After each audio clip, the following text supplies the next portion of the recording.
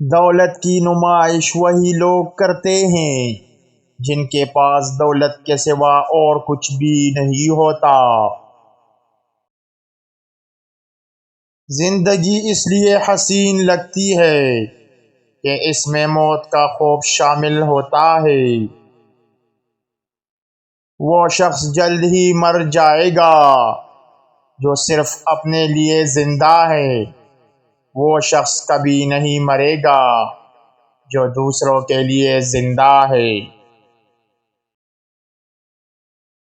کچھ لوگ زندگی بھر سوئے رہتے ہیں، جب مرتے ہیں تب جاگتے ہیں۔ جہاں روشنیوں کی کثرت ہو وہاں سائے بھی زیادہ گہرے ہوتے ہیں۔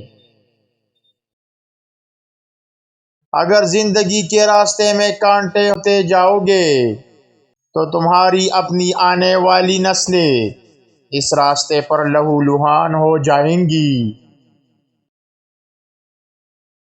امید آدھی زندگی ہے اور مایوسی آدھی موت ہے۔ امید، تمنا اور خواہشیں نہ رہیں تو انسان موت سے ہی گزر رہا ہوتا ہے۔